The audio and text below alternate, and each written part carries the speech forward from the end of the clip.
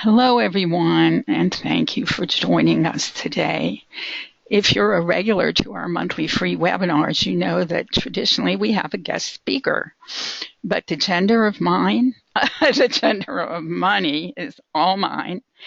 I created it, and I feel it's so relevant to this day, this Equal Pay Day 2017. So I am sharing this with you today, and we can get started. A very common question that does come up throughout the session is whether the slides will be available. We do not share slides, but we do share the recording. It is recording right now, and that will go out this week, either later this week or next week, and you can all watch it again. So, thank you for joining us for Equal Pay Day, which is the symbolic day dedicated to raising awareness of the gender pay gap. It represents how much longer a woman must work into this new year to earn what a man has earned in the previous calendar year. It is often surprising, even overwhelming to me, how few women or men, but especially women, know what Equal Pay Day is. And that's why I always try to do something special for our community on Equal Pay Day to make sure that we all know and can help spread the word about the problem in pay inequity. So let me just give you a quick overview of our agenda today. We will be looking at who is poor in this country. We will spend most of our time in an in-depth look at the 8 components of the gender of money in this year, 2017. We'll take a brief look at the role of financial social work in the gender of money. And of course, I am Reeta Wolfsohn. I did create financial social work. I am bringing financial social work to Hong Kong in just 2 weeks. I also created Femonomics in the gender of money, which is what we're talking about today. We will then go over 10 actions. I could do 15, 20, 25. We'll see how much time we have left, but we'll go over 10 specific actions to help every woman overcome the gender of money. Then we have a handout for you, and we will be doing Q&A at the end of the session. You can enter your questions, though, in the question box as they come up, and we will then answer them at the end of the session. So that's our agenda. Just a little bit about financial social work for those who are new to us. We've actually been here for 20 years. This is our 20th anniversary. It all started with Femonomics back in 1997.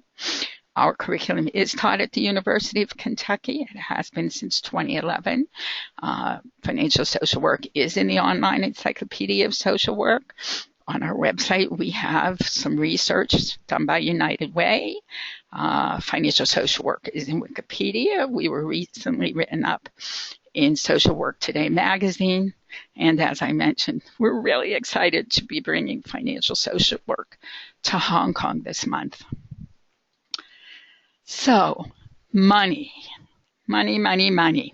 What is the first word, the first thing you think of when you see or hear the word money? Go ahead and share your thoughts in the question box, which will then be an answer box. Money. What's it? Power? Absolutely. Wealth. Uncomfortable. Very honest, right? Completeness. Wow, I never heard that one before. Completeness. That's very interesting. Necessary. Stability. Need more. Bartering. Needed for everything. We have the greatest audience. Freedom. Never have enough. What a great audience. I always count on you to participate. I tell all our guest speakers what a great audience you are and that you'll have plenty of questions for them. Self-sufficient is coming up. All right. Well, we need to think more about our money. Money is empowering, or someone wrote, it can be disempowering. Someone wrote power with a question mark. Well, the reality is that those who have the money have the power. And of course, those of us who work in this field know that our goal is to empower everyone, including low-income clients and those with financial problems. So let's keep going now. So who is poor in this country? I'm not going to keep having you fill in the box. So I'm going to go right ahead and share with you. In this country, poverty has a woman's face, and that is very much a piece of the gender of money and the reason that we have equal pay day today.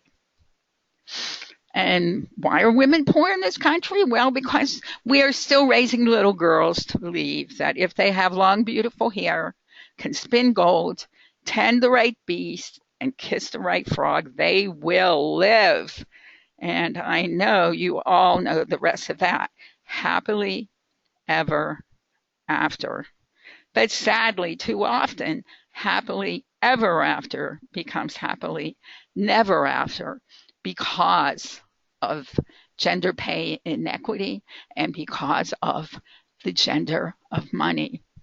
This myth of living happily ever after leaves way too many women vulnerable without options to escape dead-end jobs and unsafe relationships, and very much at risk for poverty. And that's why the gender of money is so important to me. Here you see that more than 1 in 7 women lives in poverty, and 50% of poor children live in families headed by women. These are not good statistics, and it doesn't get any better because the poverty gap between men and women widens between the ages of 18 and 24, and then again over the age of 75. So 1 in 3 women, that's 42 million women, live in or on the brink of poverty. 45% of women living in poverty live in extreme poverty. And among people 65 and older, more than twice as many women, that's over 3 million, as men, live in poverty. Whoops, let's go down here. So now we're going to get into the main portion of the program, which is Femonomics. It is a word I created 20 years ago. When you create your own word, you can create your own definition, and I gave it the definition of the gender of money. So many people told me there was no such thing as a gender of money, but there is a gender of money. And that's what we're looking at today. And it is the gender of money that demands that we understand what Equal Pay Day is all about. So we have 8 different components to the gender of money.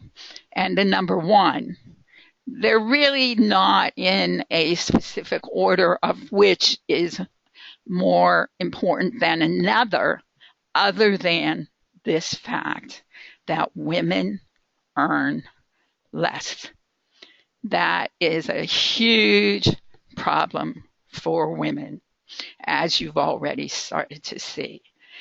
So the statistic that's being used currently is the fact that if a man is doing the same job as a woman is doing in the same organization, that man is earning $1 while the woman is earning 79 cents. And this has not improved over time. Now it gets worse for African American women and Hispanic women, as you can see here. So Equal Pay Day for African American women goes further into the year, and for Hispanic women, it goes even further.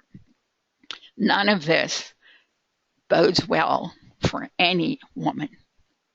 And someone shared with me this morning this graphic and statistic that Latina women in the United States must work until age 94 to catch up to what white non-Hispanic men have been paid by the time they reach the age of 60. These statistics get me a little crazy, to be honest. It's so hard for me to believe, and I've been doing this for 20 years.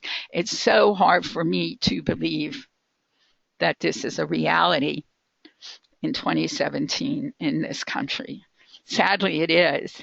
Now, that statistic you see here of 77 cents, it's between 77 and 79 cents is the statistics that's used for how much less a woman makes than a man makes. And here's the reality. Like it or not, it is the truth. I wish I could hear you when I have the occasion to share this slide. I usually do get some chuckles. Okay, so we're going to do our first poll. We only have 3 today, but I'd like to have your input and give you a chance to be part of this. So let's do this one. I'm launching the first poll. How much does the gender of money cost a woman over the course of her lifetime? Do you think it's 50,000, 100,000? Okay. Well, you all feel pretty strongly about this. Not a lot of hesitation. A majority of you have voted. Let's see if we can get some more of you. We're past 70% now. And 75, 78. Let's go. We're at 78%. Come on, give me 80 and we'll close the poll. 79%. And you're pretty smart about this. That's probably why you're here. Okay, 81%. Count it down. 5, 4, 3, 2, 1. And I'm going to close the poll. Again, thank you for being such a great audience and for participating. And I can't see what you see, but I very clearly see that 20% of you thought it was as much as $1 million. Some of you thought it was 100,000. Well, I am about to tell you or show you a slide that will tell you who was right. Now, obviously, it will depend on where you work and what your job is and many variables. But basically, it is said, and this is a great video in Fortune magazine, and I wanted to share it with you, but couldn't figure out how. I've never shared a video yet on a webinar. But they're using this statistic of over $500,000 loss over a woman's lifetime. Now, that isn't strictly from income, paychecks. You know, because women drop out of the workforce for sometimes for childcare, for pregnancy, for parent care. There are lots of reasons. You know, women work more part-time jobs in order to be available to their children. And so those are all choices that we as women make very often. The problem is that we make them without really being knowledgeable about what that actually costs us in the long run.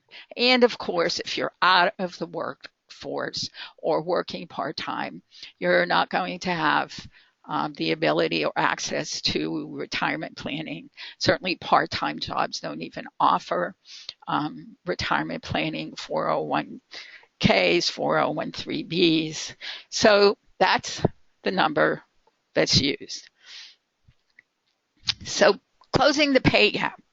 We started out in 1970, and in 2014, you can see that it started out in 1970 at 59 cents on the dollar. And you can see in 2014, they were using a 77 cents number on the dollar. And we've seen in some of those slides today a 77 and a 79 cents. And of course, our goal as women, we want gender pay equity. But here's the question. So here's my next poll. At the rate that we're going, how long do you think it will take for women in the U.S. to achieve pay equity? So let me get that poll up. And let you do this one. Okay. 25, 50, 100, 150, 200. Obviously, you may not be familiar with these numbers, although obviously the point of this webinar is to familiarize you with it and to encourage you to share this information, these appalling statistics, with those you know and love and who could benefit from it. So you were feeling pretty confident, everybody, and pretty strongly. So a few more people vote and we'll get to 80%. We're at 77%. If you want to vote, okay, we got to 80. Thank you very much. I'm going to close it and share it with you and tell you that you all were pretty much wrong. It's way worse than you were thinking. Let me hide that and show you.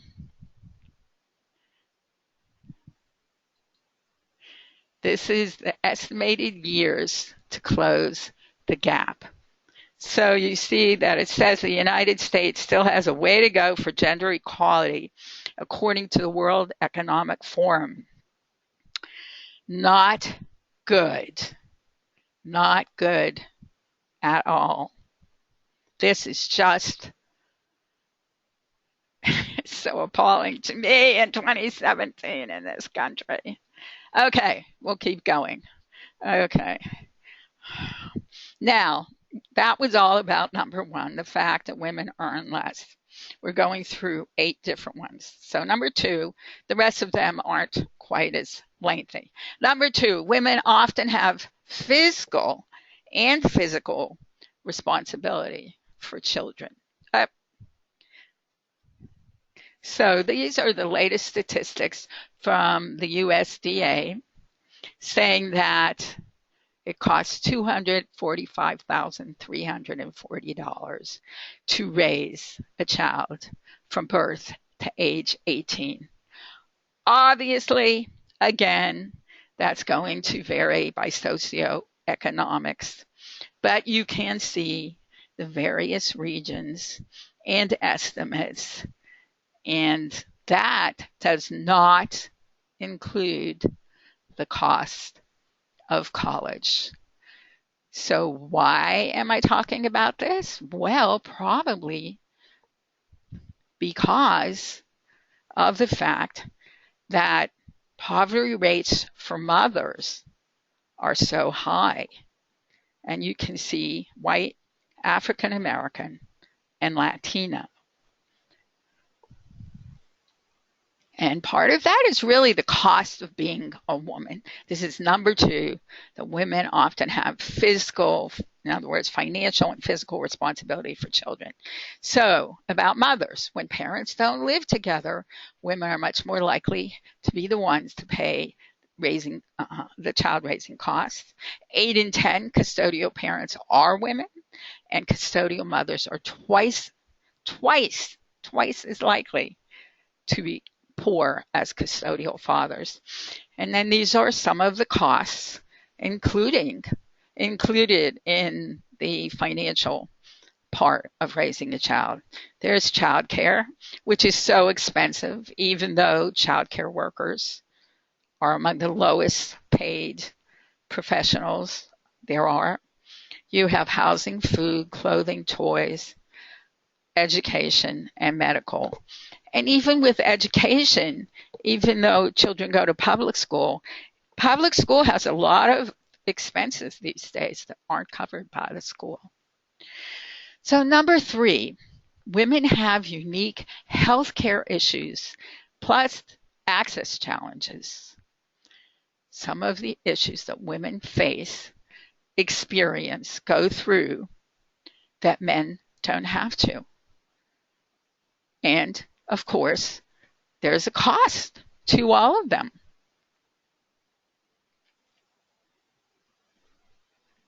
And poor women consistently encounter problems enrolling in Medicaid, trying to use Medicaid to cover qualifying abortion care, and finding a local health care provider who even accepts Medicaid. So that's number 3. And I couldn't help but feel that I wanted to share this cartoon with you. It seems appropriate right here. Number 4, women are often charged more for products and services. I wonder how many of you were aware of that. It's called the pink tax. Now, why should women pay more for being a woman? I couldn't tell you, even though I've been doing this for 20 years. Women pay more for dry cleaning. If you look at the middle piece of the slide, you can see that from the same company, these shaving creams, one is 80 cents more. It's packaged for a woman. And if I'm not mistaken, it certainly looks like it has less and costs more. And healthcare coverage for women costs more. There are nearly 80 products with clear male and female versions sold online and in stores. And that research found that women pay more in 42% of cases. There's a lot of other places that women pay more, like haircuts.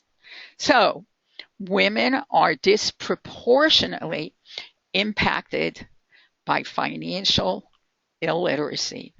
This, to me, is a huge piece and problem of gender pay inequity, of gender, of money, and certainly of Femonomics. So what does this mean and what does it look like? Well, we're calling it the mommy penalty because 43% of women off-ramp or opt out to raise a child. And a woman who leaves the workforce to care for a child often finds her earnings take a 30% dive after being out of the workforce for 2 to 3 years. She's not considered to have the skills needed for the job she might be applying for. And sadly, working moms are often viewed as being less competent, less committed, and less productive. And you can see that mommy penalty here, what it looks like, how men's median retirement income in 2013 was $29,000 and women's was just a tad over $16,000. It makes a difference. It is the gender of money. So this disproportionate impact of financial illiteracy, it's a result of women being socialized to meet the needs and expectations of others, to take care of others first, to give generously of their time, their money, their services, and to be unselfish. And too often the cost of all that kindness and socialization is lower self-esteem, lack of confidence, poor sense of self, feeling undeserving and less worthy. These are all problems for women. Number 6, women live longer. Now, that's not necessarily bad news. It's just bad news because as women age, they become financially fragile, not just physically fragile. Elderly women,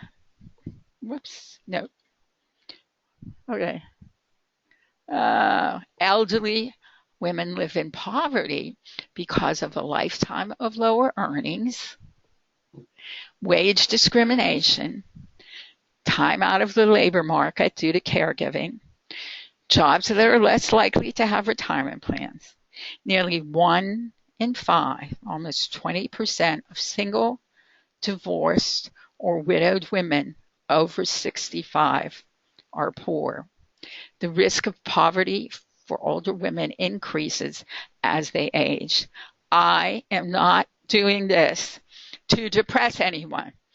I am doing this to give you the knowledge you need to be more empowered and to be more motivated and inspired to create greater financial well-being for yourself and to share the information with others that you love. Okay, let's go. Women have unique gender issues. Okay, I kept this one fairly simple, and you can check this out at the Shriver report. They have 20. I just gave you these 10. Major women's issues: poverty, hunger, and homelessness, the continuing gender wage gap, the violence against women, the continuing efforts to whittle down Roe v. Wade and women's reproductive rights, inadequate maternal and infant health care, the absence of laws mandated paid sick and parental leave. These are all things that work against all women. There are no reasonable accommodations for pregnant women in the workplace. We already kind of looked at the lack of affordable and competent childcare. Human trafficking is just so horrible. We did a webinar on that sometime last year. It's on our YouTube channel if you'd like to look at it. And big time is continued underrepresentation of women in political life. If we had more women in politics, it would be a much better world. Now, not everyone agrees with me on this. Those of you attending the webinar, I'm assuming, which we probably shouldn't do, that you understand and wanted to know more about all of this. But there were some people who responded to the invitation on the Financial Social Work Facebook page that they felt this was just another reason for women to whine and complain. And why didn't we have a We're Grateful Day for women? Well, this is all reality. So number 8, over the years, I've put different things in number 8, but there are so many, there's such a variety of other issues facing women that I decided that today we would call it, and there's more. So there's a number of different things in here. There's very clear gender bias in the workplace. And of course, that impacts our money. Gender bias exacerbates gender inequity. Women who advocate for themselves are often judged and treated differently than men who advocate for themselves. And there's some relatively new, just in the past 2 or 3 months, research indicating that as early as 6 years old, young girls begin to see their male peers as being smarter, and ambitious women are considered less trustworthy than ambitious men. Sad, but true. So, our final poll. Let's go ahead and do this. Okay, let's launch this and see if you know when equal rights for women were added to the U.S. Constitution.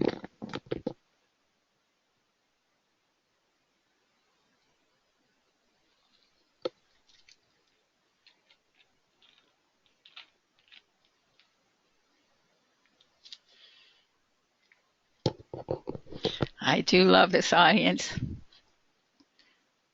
You are good. All right, almost 70% of you voted. See if we get it all the way to 80. And we'll close it down. And I'll count it down if you still want to vote. 5, 4, we're almost at 80. If you didn't vote, vote. Okay, so don't ask me why that's so important to me. I love participation, and you are a great audience. Okay, 5, 4, 3, 2, 1, our last poll, and I'll close it, and I'll share the results with you. And then once you look at it, I only added this like today or yesterday because I thought it was too good to pass up. Okay, I'm going to hide this, and I am going to show you the answer. Equal rights for women are not in the Constitution. It's hard to imagine, but it's true. There are polls showing that a majority of Americans falsely believe the Constitution already guarantees women equal rights. How sad is it that it doesn't? And do you see this old photograph? No self-respecting woman should wish or work for the success of a party that ignores her sex. And that was Susan B. Anthony from 1872 to 1894. She knew, and we know. So this is Representative Jackie Spear, and she wants to complete the fight for women's equality that began almost 100 years ago. Do you know that women in Rwanda, Iceland, Vietnam, and 131 other nations are constitutionally guaranteed equal rights, but not American women? And so activists have been pushing for decades for an equal rights amendment to the U.S. Constitution.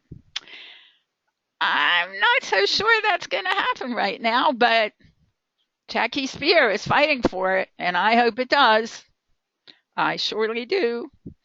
Okay, so we also have the changing family, and this information is from the webinar that AAUW did for the Center for Financial Social Work, I think 2 months ago.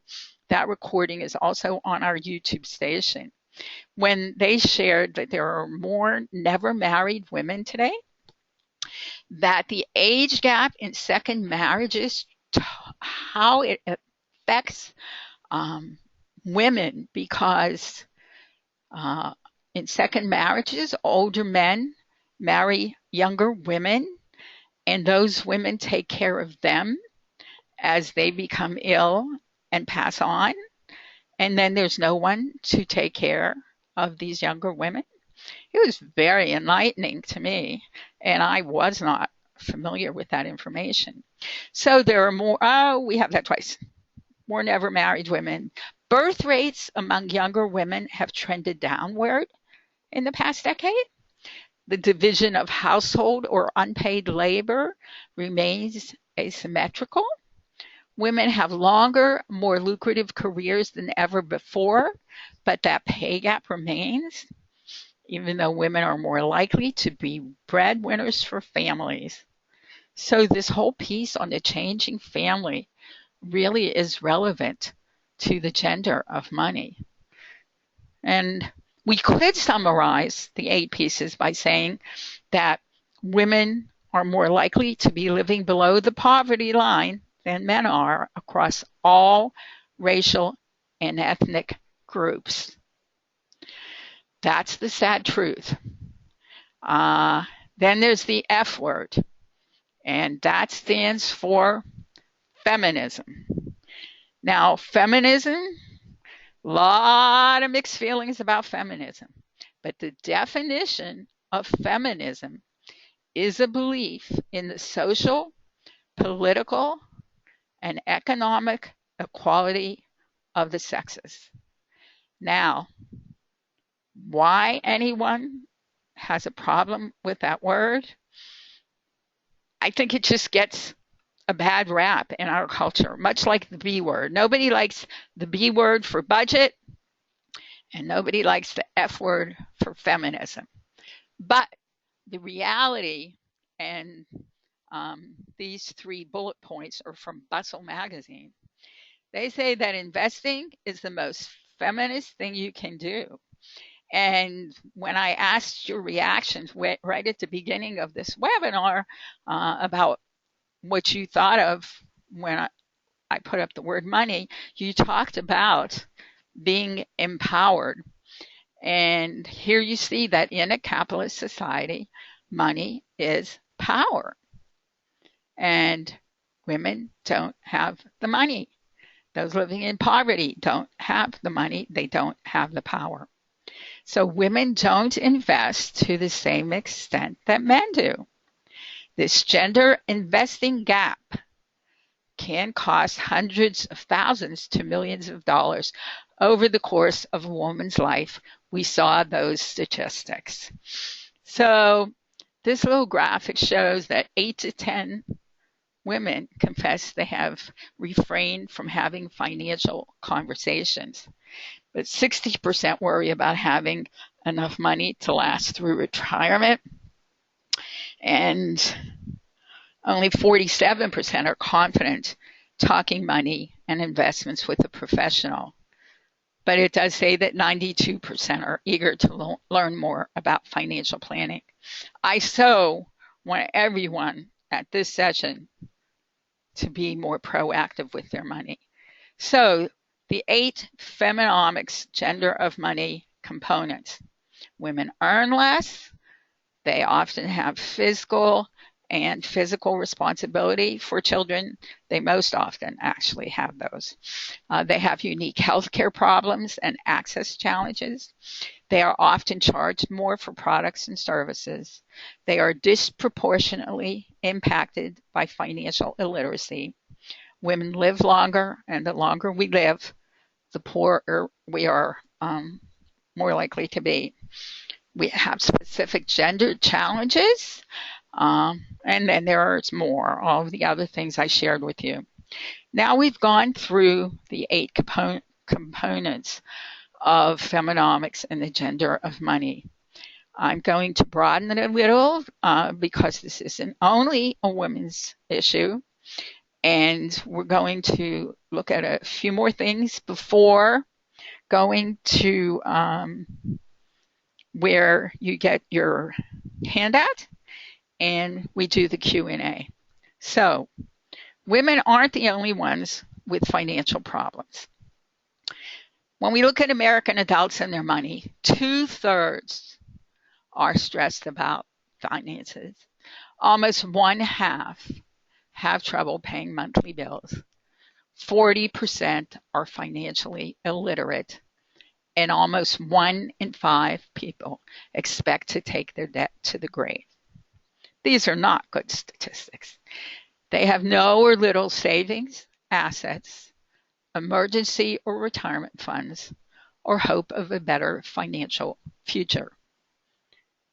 When we understand the overall scheme of what's going on in this country with American adults, we can begin to more clearly see the gender of money. Unstable financial circumstances jeopardize not just your financial life and future, but your mental, physical, psychological, financial, and overall well-being. And the statistics for how financial stress impacts people emotionally, physically, psychologically, you can see the numbers here: insomnia, depression, heart attack, stomach ulcers. This is serious. And the research that's come out just this year, making that connection to mind, body, and money. We'll probably do some sessions on that before the end of 2017 because it's so important. I've always believed it, and now I have the research to back it up. And if you have financial problems and your clients are struggling financially, you understand that it's true. And so the last slide in this portion, I just wanted to share with you that the average American spends $1.33 for every dollar he or she earns. Well, we know that's not good. That's building debt. And we see that 1 in 4 Americans has more debt than savings. So why share all of this with you? Why does any of this matter?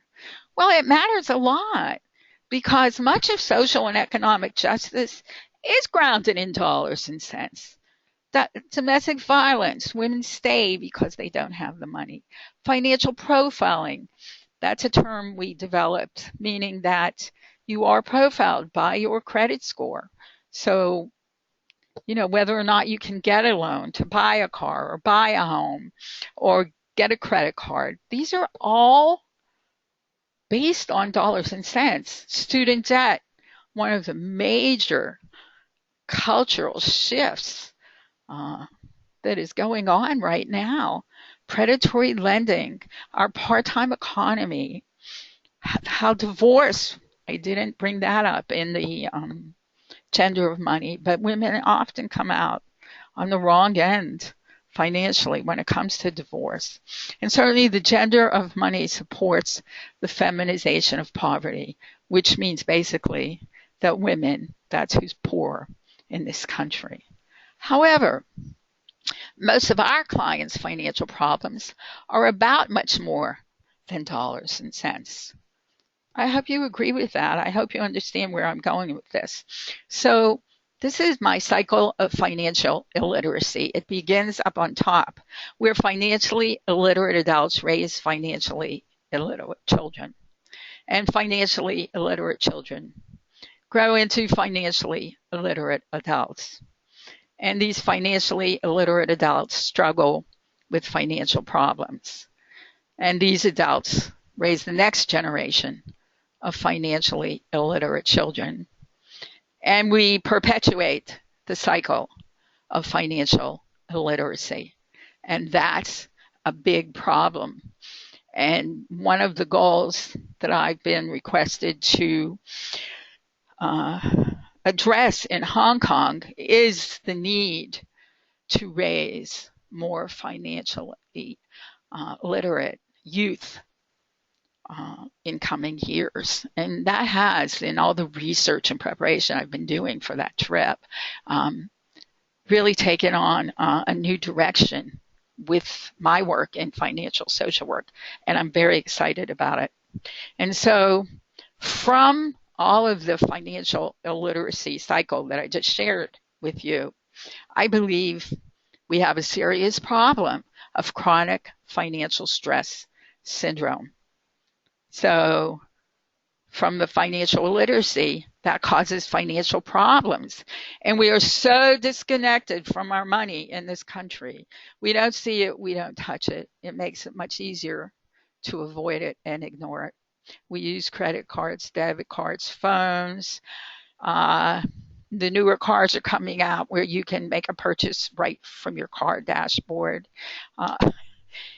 It's very easy today to disconnect from your money. So those financial problems contribute to the physical, mental, and emotional problems that so many people experience. And as we avoid and deny, we become more and more disconnected from our money. And then the problems escalate and they impact home and work life. And they contribute to chronic financial stress syndrome. I think it's very real. I think a lot of our clients struggle with it, and some of you may also. Every time I push the mouse, I go the wrong direction. So financial social work takes a more holistic, therapeutic, and wellness approach to financial problems.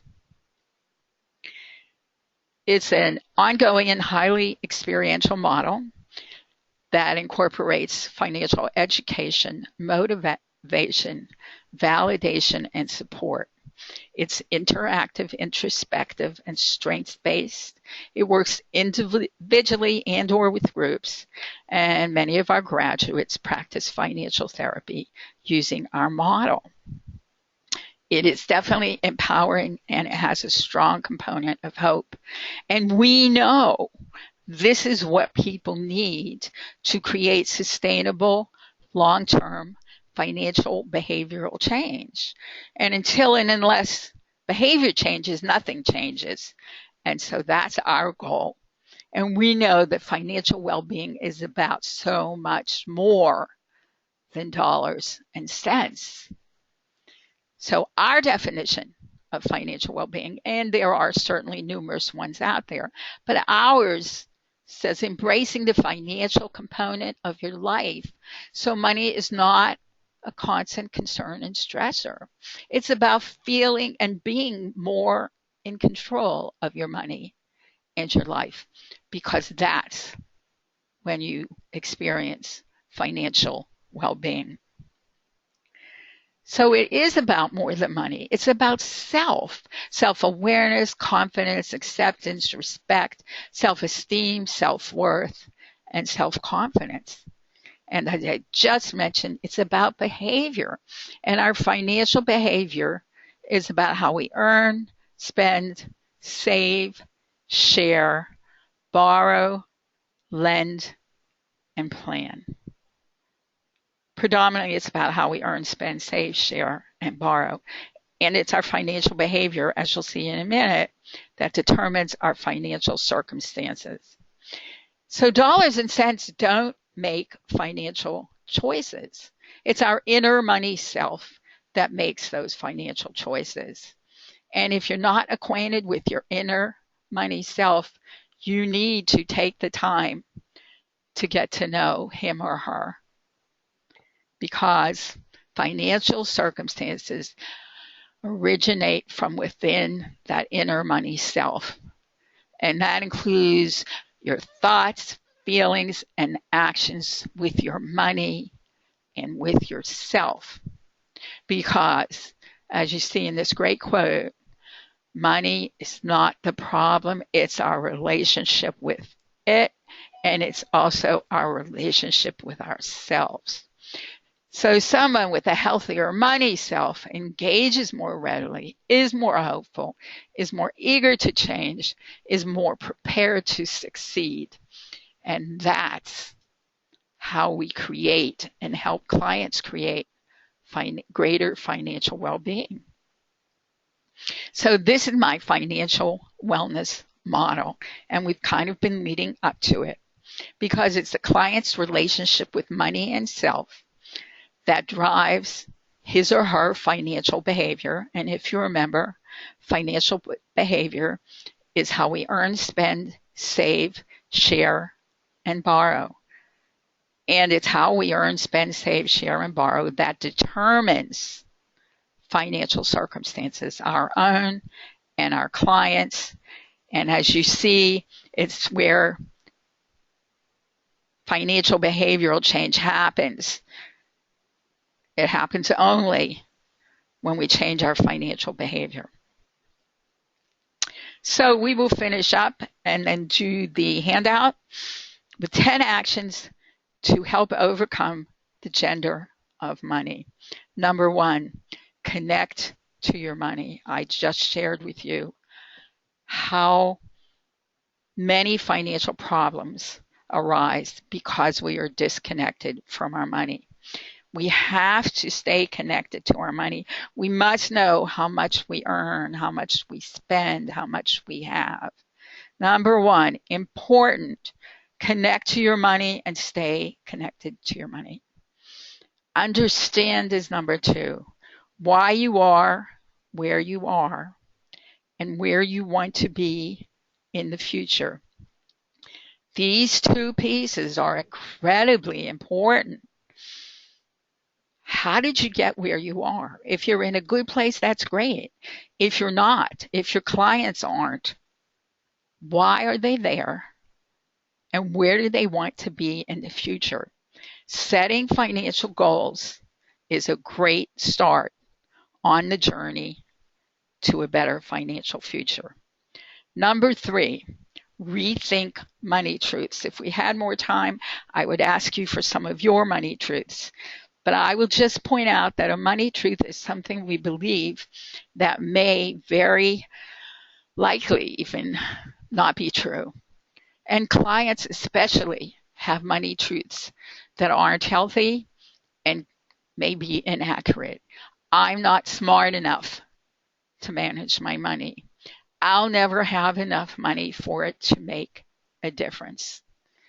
These aren't true. We need to help change the conversation around money and rethink our money truths. We need to always know and help clients know that there is always hope. There is absolutely, absolutely always hope. Very empowering to have hope. The door to change closes without hope, and hope opens that door for everyone. We definitely need to raise more financially literate and confident children. Obviously, many parents are not comfortable or do not feel confident about talking about money or teaching children about money. But we don't teach this in schools, as sad as that is. We don't do it. And so we continue, as you saw, to raise financially illiterate generations. So we want to raise more financially literate and confident children. We need to make friends with our money. It's so easy to blame money for all of our problems. We make money the enemy, but money isn't our enemy. When we take the time to make friends with our money, to be more knowledgeable about how much we have and how we spend it and how we can save more and what we should do with it, we can make friends with our money and help clients make friends with their money. I can't stress how important I think that is. It's time for women to save more and invest more. Obviously, the investing part takes work, it takes knowledge, it takes planning, but it's time. I can't go into all of the reasons now, but if we want to be able to retire in some style of what we envision, we need to do that by investing. I think we should do a webinar this year on women in investing. Maybe everyone in investing. 8 is to learn to negotiate.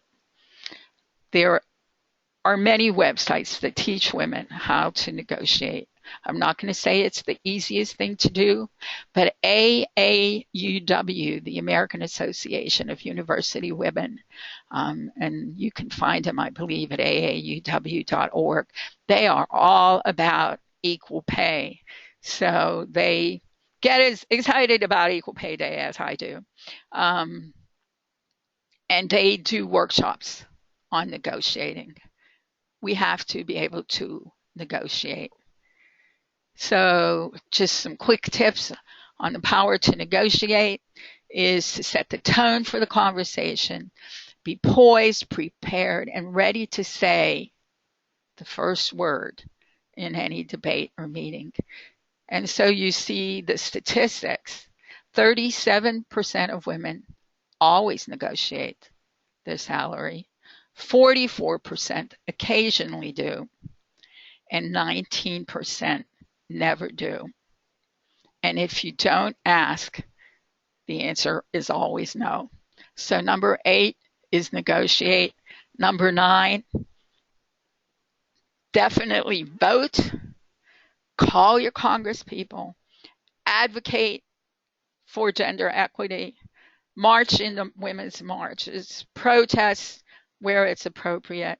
And think about running for office. More women than ever will be running for office in coming elections as a result of the last major election and what's going on in this country. That is very exciting. Well, I wish it hadn't taken what it did for it to happen. So that's number 9. And number 10 is to create a village. We need more women talking about money and learning about money. And you can call it a clan or a network or a tribe or a group. And it should or could include all of these various people in our list. Your family, your friends, your neighbors, your colleagues, teachers, businesses. I recently read about some healthcare centers that are addressing financial problems of clients. I think we need to think outside the box, whether it's for men, women, clients, or ourselves.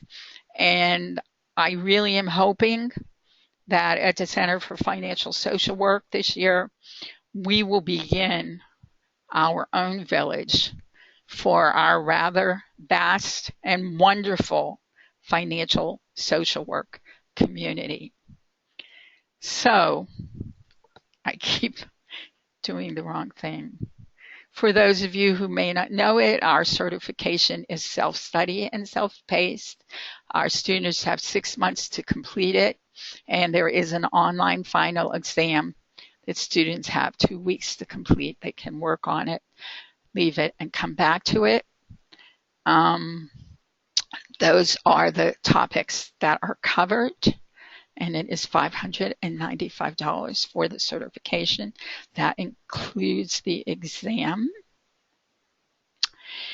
And if you go over into that rectangular box where all of the various components for this webinar platform are, you should see a place marked handouts. And this is your handout. It's something I've created in recent years, and it's suitable for framing should you be so inspired. And I wanted to share it with you today on Equal Pay Day as we talk about the gender of money. So you can just grab that under handouts. And then I will open this question box. I know it is exactly 3 o'clock and some of you may have to leave. That's the wrong thing.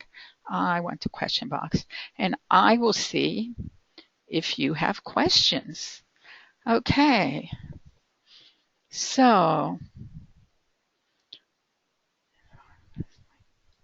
So some comments. Are there national or any known nonprofits which help poor and or working women invest? I guess we could do some research on that. I think there are for low income people. And part of the problem, certainly with investing, is that those who make their money helping people invest, they want people with money because that's how they make their money. But I think if you Google low income investing, you will probably find some information. I will say that we do have a workbook in the certification on the basics of investing that would certainly work with clients. Someone asked for the presentation. We don't share the slides. They are proprietary, but you will receive a copy of the recording either by the end of this week or next week. Okay, so there's a question. When would it be posted? It depends when Eric gets it up there. Since today's Tuesday, we usually do our webinars on Thursday, but we had to do it today because it's equal pay day. So he may get it up there by the end of the week. And he does send it out to everyone who registered. Okay. Anything else? I also think families don't talk with their daughters about money as much as sons. Absolutely. Absolutely. Absolutely. All right. Someone was floored by some of the things I shared. We don't talk about money is the real problem. It's still taboo. Although over the years, what I have heard and observed is that low income clients may talk about money, demonstrating a lack of financial boundaries and personal boundaries. We do have financial and personal boundaries in the certification. And there are cultures where it is expected that any money you have, you share. So there's a lot going on, as we all know, when it comes to money. Good question. Do women earn less because they do not have the same education as men? You know, I saw some things floating around about that. No, I don't think that's a major contributor. I do believe that statistics indicate that more women are getting college educations, but that whole gender inequity piece is alive and well for college graduates. And of course, the statistics do say that college graduates make more money than those without a college degree. But that's a whole nother topic because college is so expensive. And if you can't pay off those student loans and if you don't finish and get the degree, all the money that you're making is going to student debt. Frustrating. College grads earn up to $1 million more over a lifetime than non-grads. Thank you, Marianne. Women social workers make less than men social workers too. Absolutely. I have slides on that for some workshops I did recently. Most in my class and seminars in college are single women and moms, and they have a lot of disadvantages. Last year on Equal Pay Day, we had, that's up on our YouTube channel, we had a webinar on single college moms and the disadvantages without childcare and all of those problems. Thank you for those good wishes for Hong Kong. Oh, good. Somebody says she's going to share it with her village. I want all of you to be part of my village. Stick with us. We do this every month. We have some great webinars coming up. I hope you downloaded our free ebooks. Yes, I do hope for a safe journey. Let's see, nearly all of us in early childhood education make far less than K through 12 counterparts. A feminized profession equals less pay. Absolutely, absolutely, absolutely. We have to be our own best advocates, everybody. We just have to. There's really not much choice in it. Um, I hope that you feel you got a lot from the session. There's so much I wanted to share and so much I was limited to by the amount of time. Come back next month. I know our webinar is May 9th. I forget, there's a wonderful organization doing it on emotional spending research that they just did. So I hope to see you back here. And I will be back from Hong Kong, and maybe I can share with you what some of that was like. Thanks, everybody. Have a beautiful rest of the day. I'm going to stop the recording now.